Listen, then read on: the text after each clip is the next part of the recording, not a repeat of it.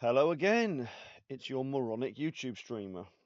Right, so whilst at the Victory Show, I was handed a copy of this. I had no idea this was about to be a thing, and I don't think anybody did that, certainly from our group, that was handed one. And I think it was Dan Cooper that came back, possibly. I don't know, might have been Andy, don't know. One of you, I'm sure it was one of you guys, came back and handed me this. Fantastic. So it's the Dispatches magazine. I've just noticed they have a website, which is funny because I just emailed the guy who's in charge of it. Well, email. When I say emailed, I mean Facebooked. Messaged him asking for more information, and stupidly I sent that before I noticed there's an email address right on the front cover.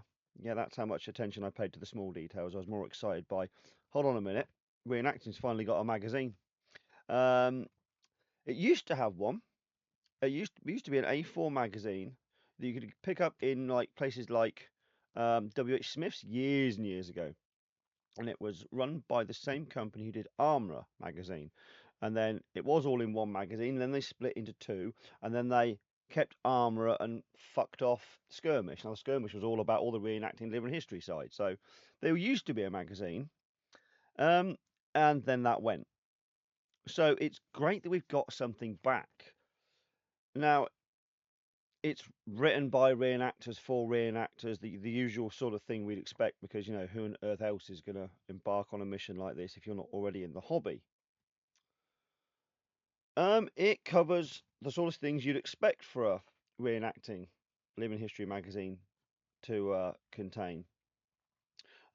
Event information, generic military information. There's something on the 6 pounder.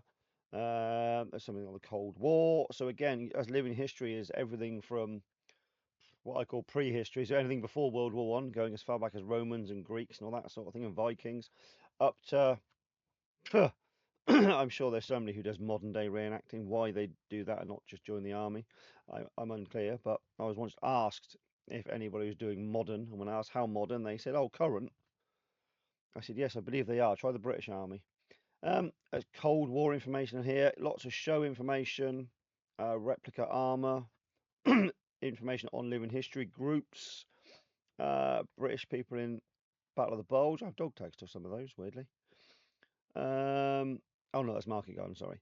Uh, Information on somebody starting a World War II group. Information on Market Harborough. Oh, we're at Market Harborough. Yeah, I didn't see them. Uh, Information on commando raids on the Channel Islands. And then some more generic information on what's the issue. Um, Now, I think this is brilliant because this is going to start, hopefully, can start bridging the gaps between different groups, which is something I say is one of the biggest problems in the hobby. You know, you can have 101st next door to you, 101st the other side of you, and you can be 101st in the middle, and neither of them fucking two groups are going to talk to you. It's like there's like these invisible walls, and no group is permitted to talk to any other groups.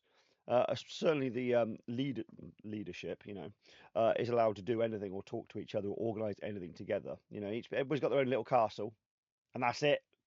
How dare you consider doing something with another group? Um, Again, got to give Kieran and his lovely ladies a shout out for also helping to bridge the gap with their mail at Victory Show. I know I already praised them in the last video, or video for the rubbish, stupid enlisted one, but they definitely need a shout out for helping to bridge these gaps because it needs to be done. Something needs to be sorted out where groups can communicate with each other and actually do bigger, larger, more impressive displays together. I still don't understand why we are so far apart with this, especially as communication now is simple. You know, you don't have to go and write a letter and take it to the post box anymore. You can send an email or a WhatsApp or Facebook message, and boom, it's there. It's done. Communication should be easier, but I think people have got very complacent, and it's too easy to do it, so they don't do it. Whether they're all well, maybe they're just protecting their own little castles from invasion of outsiders trying to take over their own little territory. Who knows what the reason is? But I'm hoping that this can help with that as well, because God forbid the hobby does need help in that aspect. Um, How you can help the magazine? There's a few things online. As I've now noticed, there you can subscribe to it and get I can't remember. You can get it sent to you online to view via PDF, I presume, or you can do a yearly subscription where a tangible copy, much preferred, it will arrive at your doorstep and you can flip through it at your pleasure, and you can add it to a collection of Dispatches magazines once you've got a few, or read it and pass it on to somebody else. But yes, fantastic. We need many more things like this. And I don't mean somebody else start a rival magazine. That's not what I'm talking about. We need ways of bridging gaps between groups, sharing information that is relevant. Fantastic. I love the idea. Um, they are asking for people to advertise in it. They are asking for people to write articles. This needs the full support of everyone in the hobby. If you think you can write an article or have something to say it. Contact them via the website, contact them through Facebook. Even if you just give them an idea on what somebody else could write or put in it, I'm sure they will be grateful for your contribution, as long as it's vaguely sensible. Not that many things in this hobby could be considered as sensible. You know, we sleep in dirt and eat lukewarm food out of big pots. Yeah, I'm sure you've all tried to explain this hobby to somebody at work or in the pub, and they just go, "What the fuck are you? Why are you doing this? It sounds shit." Because people don't get it until they're trying it, and that's a whole other ball game of how you get more people into the hobby. This also could possibly help with that, because that's again one of the biggest challenges I think the hobby has is bringing in new people just to try it, because that is a mission in itself. I think if you were to do red letter days and charge people, they'd probably try it. But the fact that it's, there is no charge except for insurance, even though we provide all the kit for free, trying to get people to actually try it is just, it's like impossible. I don't understand why something that's then potentially free, you wouldn't give it a go, especially as it's so praised and loved by everybody in the hobby. Yeah, anyway, completely separate ball game. I will keep this a short video, but this needed mentioning now. I think it's quarterly. Oh fuck! You can tell how much research I did. I'm sure. I'm sure I read it was quarterly. And for those simpletons in the year, that's 5 a year. Hmm.